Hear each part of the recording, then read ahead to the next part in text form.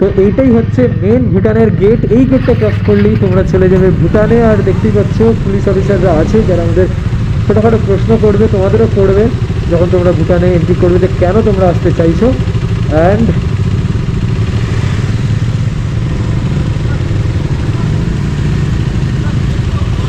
চলো যাওয়া যাক ভুটানে। তো ভুটানে আমরা এন্ট্রি করে গেলাম।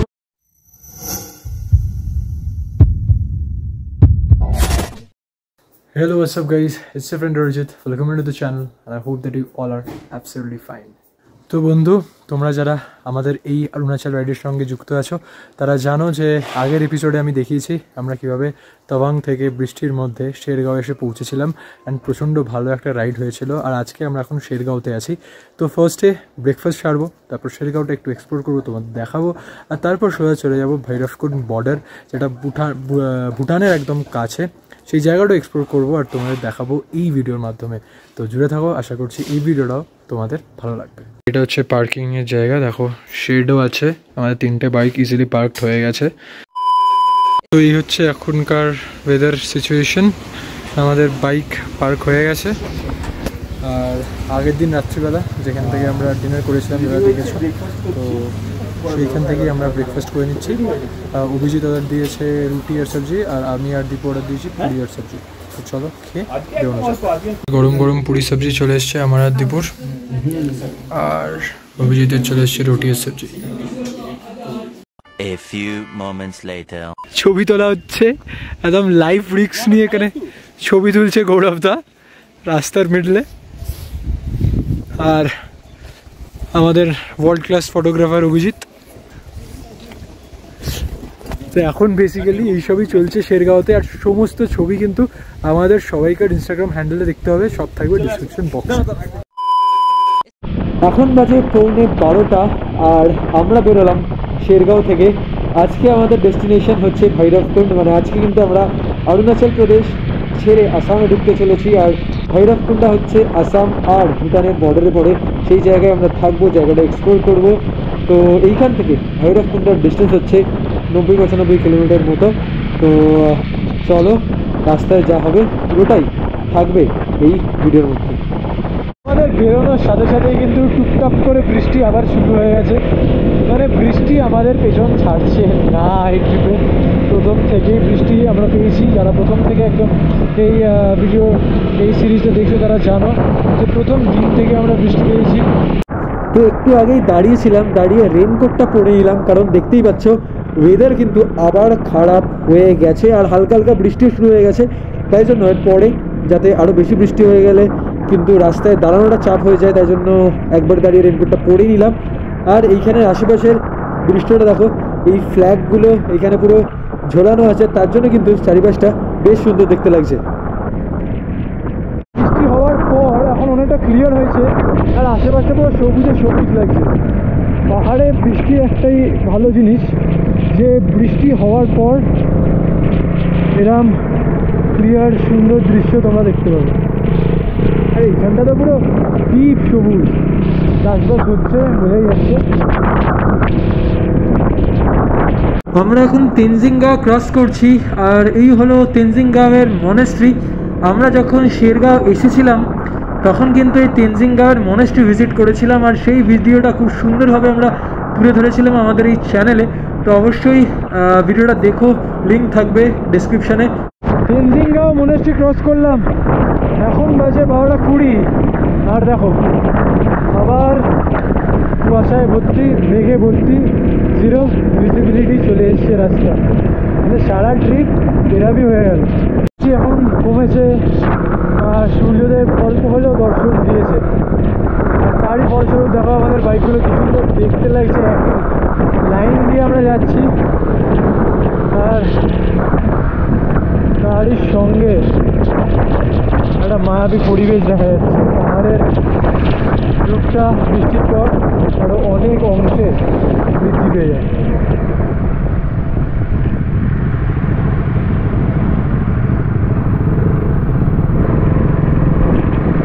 এখানে এন্ট্রি করি 400 টাকা তেল ভরে নিলাম। এখন এখানে যাচ্ছে 93.51। 2 কিলোমিটার আর কালাকথাং টাউন এইখান থেকে। আর আজকে আমরা স্টে করতে চলেছি ভৈরবকুণ্ডা, যেটা কালাকথাংয়ের থেকে আরও কিন্তু 74 কিলোমিটার দূরে। আর ওয়েদার দেখো এখন কিন্তু যথেষ্ট ভালো হয়ে গেছে, হালকা হালকা রোদও উঠে গেছে, তার জন্য বেশ গরমও লাগছে। ভেতরে আমি ওয়ার্মারটা এখনও পড়ে আছি, তো সামনে গিয়ে ওয়ার্মারটা খুলতে হবে। আর তোমাদের এইখান থেকে মানে কালাকথাং থেকে ভৈরবকুণ্ড বলছে ওই 2.5 ঘন্টা মতন, বাট আমাদের আরও বেশি টাইম লাগতে চলেছে, কারণ আমরা রাস্তায় দাঁড়াবো, খাওয়া দাওয়া করবো, তো মোটামুটি 3.5-4 ঘন্টা তো লেগেই যাবে আমাদের এখনও ভৈরবকুণ্ডা পৌঁছাতে। আমরা পের করছি কালাকথাং ব্রিজ।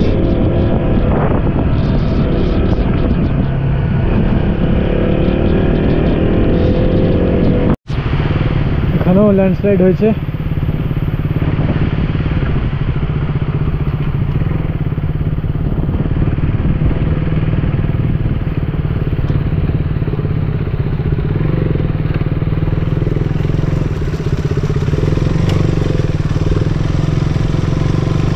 আজকেই আমরা পাহাড় থেকে সম্ভবত নেমে যাচ্ছি, তো পাহাড়ের এই ভিউগুলো প্রচণ্ড মিস করতে চলেছি, পাহাড়ের এই ওয়েদার প্রচণ্ড মিস করতে চলেছি।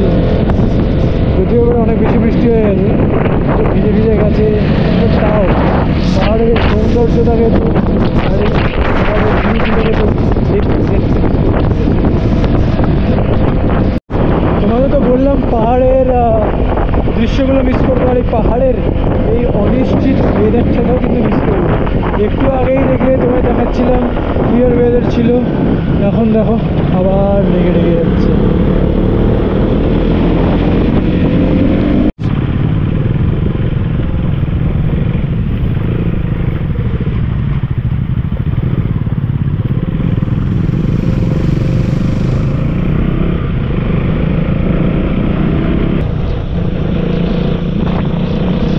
সামনে কিচ্ছু দেখা যাচ্ছে না, জাস্ট অবস্থাটা দেখো।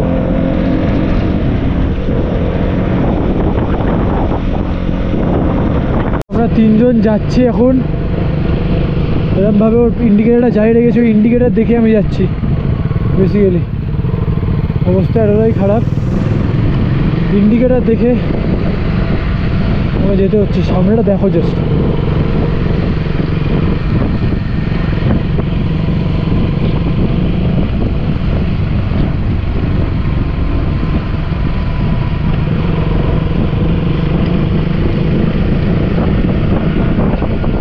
একটু আগে আমরা জাস্ট দাঁড়িয়েছিলাম, কারণ বেশ কিছুজন আমাদের গ্রুপ মেম্বার্স একটু পেছনে পড়ে গেছিলো, আর দেখলেই এত বাজে ভিজিবিলিটি ছিল যে তাড়াতাড়ি বাইকও চালানো যাচ্ছিল না, তাই জন্য একটু দাঁড়ালাম, একটু ওয়েট করলাম যে ফগ বা মেঘ যাই বলো একটু ক্লিয়ার হোক আর ভিজিবিলিটি বাড়ুক। আর এখন দেখো আগের থেকে কিন্তু কন্ডিশন অনেকটাই ভালো, তাই জন্য কিন্তু আমরা আমাদের জার্নি আবার শুরু করে দিয়েছি।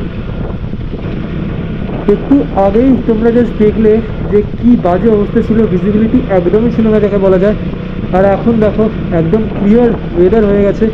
আর এই অনিশ্চয়তাটাই হয়তো পাহাড়ের সৌন্দর্যকে অনেকভাবে বৃদ্ধি করে দেয়, আর এই জন্যই হয়তো বারবার আমাদের পাহাড়ে ফিরে আসা। একদম সামনেই হলো ভৈরবকুণ্ড চেকপোস্ট, যেখান থেকে আমরা অরুণাচল থেকে বেরিয়ে আসামে প্রবেশ করব।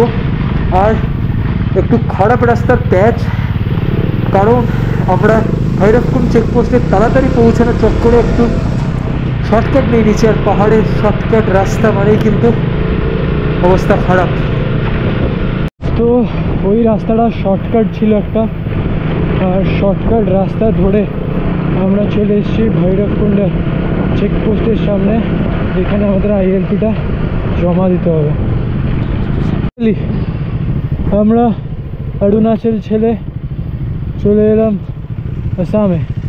চেকপোস্ট যেমন তোমায় দেখালাম, তো একটু জাস্ট বেরিয়েছি, আর বেরিয়েই এই হোটেল থেকে আমরা আমাদের লাঞ্চটা করে নেবো, কারণ আমরা যেই হোটেলে থাকবো সেইখানে বলছে লাঞ্চ সার্ভ করে না, চা ফা পেয়ে যাবো। তো এইখানে আজকে আমরা লাঞ্চটা করে তারপর আমাদের ভৈরবকুণ্ডের হোটেলের দিকে এগোবো।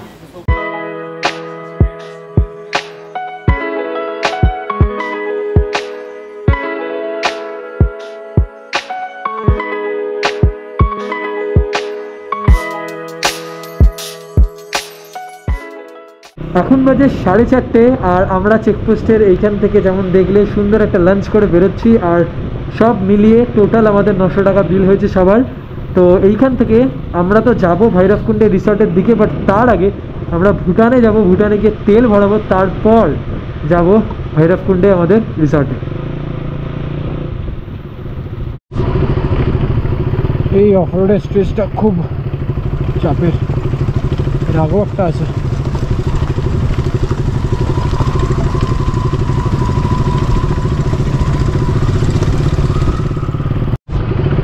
আমরা একটা অন্য রুট নিলাম, কারণ সামনে একটা প্রচণ্ড বড়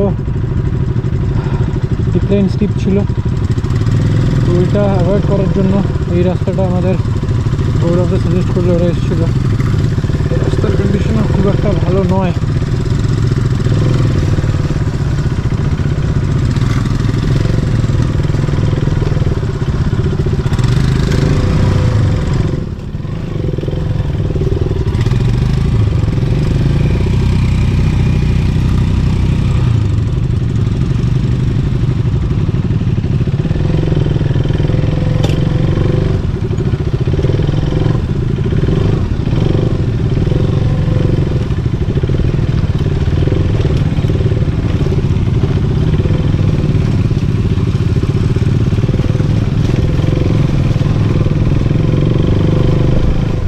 চেকপোস্ট থেকে ভৈরবকুণ্ড অব্দি যাওয়া রাস্তাটা খুবই বাজে অবস্থা। চেকপোস্ট থেকে সামনে ব্রিজের মধ্যখানে যে রাস্তাটা, সেটা একদমই অবস্থা খারাপ যাকে বলে। আর এইখানে দেখো আশেপাশটা কিন্তু বেশ সুন্দর দেখতে লাগছে। আর এই ব্রিজটা ক্রস করা মানেই এমনি আমরা আসামে ঢুকেই গেছি, বাট এই ব্রিজটা একটা ল্যান্ডমার্ক এখানকার। তো ব্রিজটা ক্রস করে আমরা ভৈরবকুণ্ডের রিসর্টে যাওয়ার আগে আমরা যেতে চলেছি ভুটানে। তো এইটাই হলো ইন্ডিয়া আর ভুটান গেট, মানে বর্ডারের গেট। আর ওইদিকে যে একটা উইন্ডো দেখতে পাচ্ছি, সেইখানে কিন্তু তোমাদের আর কি নিজেদের ডকুমেন্টস আর বাইকের প্রপার ডকুমেন্টস দিয়ে রেজিস্টারের নাম লেখাতে হবে, সই করতে হবে। ওরা একটা কোড দেবে, সেই কোডটা নিয়ে তারপরে কিন্তু তোমরা ভুটানে এন্ট্রি করার সুযোগ পাবে। তো চলো ভুটানে যাওয়া যাক। আর এই গেটটা ক্রস করে এখন বেসিক্যালি আমরা নোম্যান্স ল্যান্ডে আছি। এই একটুখানি জায়গা আছে, এই জায়গাটা ক্রস করে আর একটা কিন্তু গেট পড়বে, সেই গেটটা ক্রস করলেই আমরা ঢুকবো ভুটান। তো এইটাই হচ্ছে মেন ভুটানের গেট। এই গেটটা ক্রস করলেই তোমরা চলে যাবে ভুটানে। আর দেখতেই পাচ্ছ পুলিশ অফিসাররা আছে যারা আমাদের ছোটোখাটো প্রশ্ন করবে, তোমাদেরও করবে যখন তোমরা ভুটানে এন্ট্রি করবে, যে কেন তোমরা আসতে চাইছো। And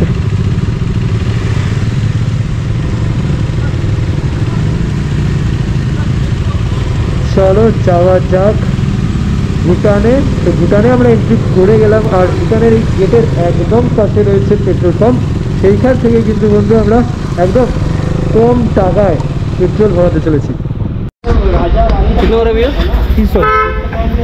61.34 litres.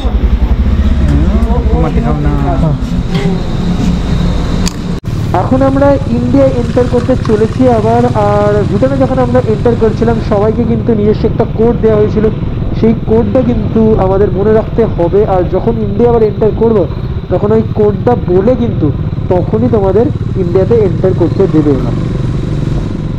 তো বন্ধু আমরা চলে এলাম আমাদের ডেস্টিনেশন ধনশ্রী রিসর্ট অ্যান্ড রেস্টুরেন্টে। এইখানেই আজকে আমরা থাকতে চলেছি ভৈরবকুণ্ডায়। তো চলো ভেতরে যাওয়া যাক, ফ্রেশ হই, তারপর তোমাদের সঙ্গে আবার দেখা হবে। তো চলো আমরা ভৈরবকুণ্ডে যে রিসর্টে থাকছি সেই রিসর্টে কীভাবে এন্ট্রি করলাম সেটা তোমরা দেখলে। তো চলো তোমাদের রুম টুরটা দেওয়া যাক। আমাদের রুম 3টে সিঙ্গেল বেড আছে, দেখতেই পাচ্ছ। এখানে আমি আমার ল্যাপটপ চালিয়ে ডেটা কপি করছি, আর এখানে অভিজিৎ নিজের কাজকর্ম করছে। একদম বুমলার স্মৃতি, সেরা এসছে বল পিকচারটা। আর এই দিকে একটা ছোট্ট সেকশন আছে যেখানে কাবার্ড আছে, আর এইটা হচ্ছে বাথরুম সেকশন, বেশ সুন্দর। A few moments later. তো আমার ডিনারে আছে রুটি আর চিকেন, আর গৌরবদা আর অভিজিতের ডিনারে আছে ভেজ থালি। তো এটাই হচ্ছে আমাদের ডিনার। তো চলো ডিনার করি, তারপর দেখা হচ্ছে। তো বন্ধু এই ভিডিওটা এখানে শেষ করলাম। আর যদি ভিডিওটা ভালো লাগে তোমরা জানো কি করতে হবে, ভিডিওটাকে লাইক করতে হবে, শেয়ার করতে হবে, আর আমাদের সাবস্ক্রাইব করে আমাদের চ্যানেলটাকে সাপোর্ট করতে হবে। তো অরুণাচল প্রদেশের প্রত্যেকটা এপিসোড দেখো, আশা করছি খুব ভালো লাগবে। অনেক মেহনত করে আমরা করেছি, অনেক কষ্ট করে করেছি, চেষ্টা করেছি যতটা ভালোভাবে ফুটিয়ে তুলবার তোমাদের সামনে, যাতে তোমরা এনজয় করতে পারো। তো অবশ্যই জানিও কমেন্ট করে কেমন লাগছে। আর কালকে আমরা এখান থেকে ধূপগুড়ির উদ্দেশ্যে বেরোবো, তো সেই এক্সপিরিয়েন্সটা থাকবে নেক্সট ভিডিওতে। Till then stay happy, stay blessed, keep enjoying this beautiful life record. Adios, আমি বলছি।